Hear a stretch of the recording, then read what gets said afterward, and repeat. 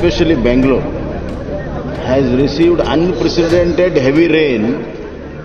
For last 90 years, such rain has not come. Done because of maladministration and totally unplanned administration of the previous government, Congress government.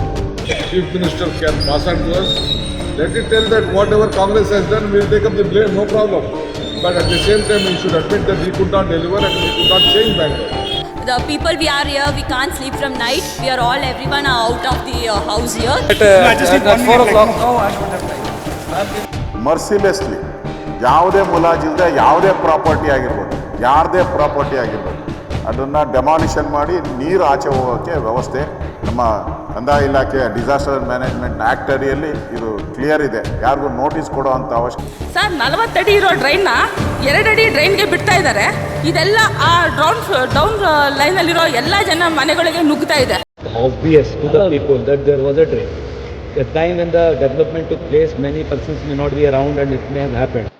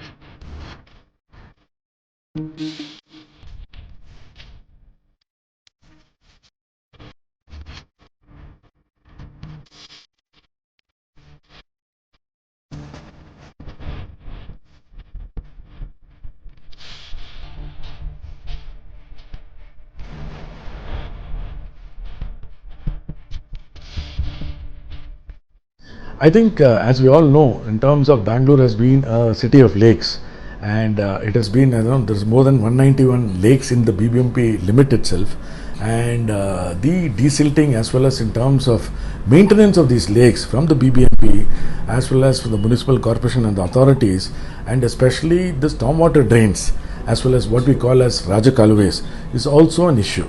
So this is the problem that is happening today, where we don't have, there is 840 kilometers of Rajakaluves in Namma, Bengaluru, and the problem today is these are not being desilted, and also there is a lot of encroachments that has happened over a period of time.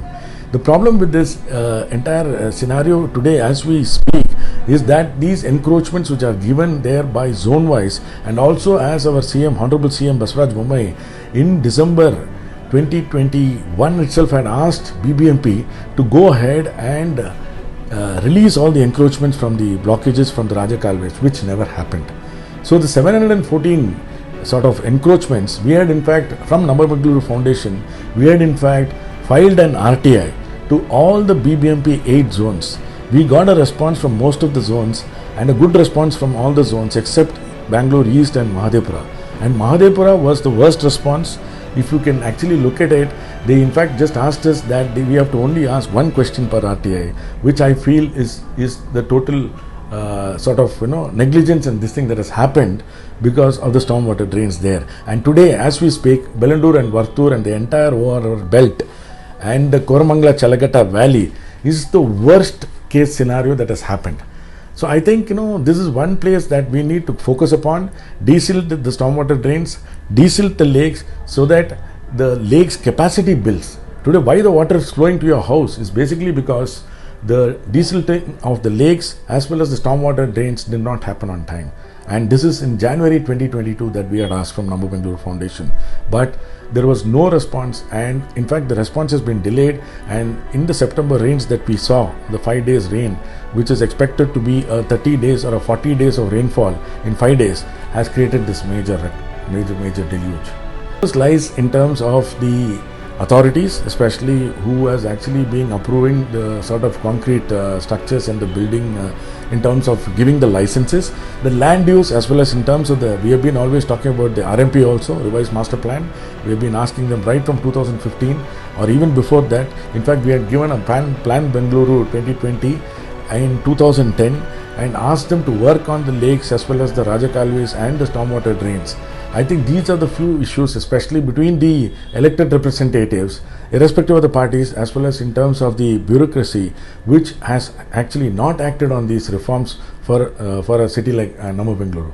Lies with the elected representatives and the authorities who have approved these buildings in the first place. So there has to be some sort of guidelines and a policy, and whoever has broken the policy will definitely bear the brunt. So I think this is how this has to happen, and wherein the elected representatives and the authorities have to work together as a team, and also henceforth at least they should never be, and they should go by the NGT in terms of the lake buffer zones, the wetlands and the valleys. Today the Koramangala Chalagata Valley is one, and the other one bigger valley is the Vrishobharti Valley, as well as the Hebbal Nagavara Valley, where Manyata Tech Park is there. Who knows, next it may be Manyata Tech Park.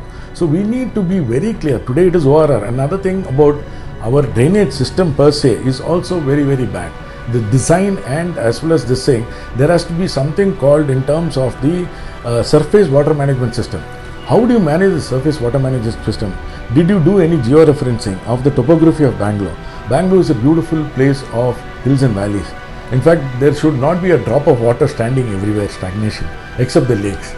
If they can connect all the lakes together and they can actually connect all the Rajakalvis and remove and desilt it and maintain it, I think this problem will not be there. Sir, do you agree BBMP has a skilled engineers on Lagos? To go into that, I think that has to be an audit done.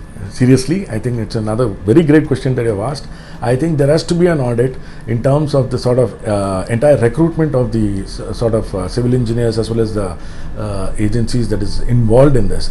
Maybe an external audit on terms of the appointment of these engineers also would definitely help, because we have very beautiful experts in Namma, Bengaluru. We have one of the best architects and urban planners in the city. We have Indian Institute of Science. We have Professor T.V. Ramchandra. We have Professor Verma.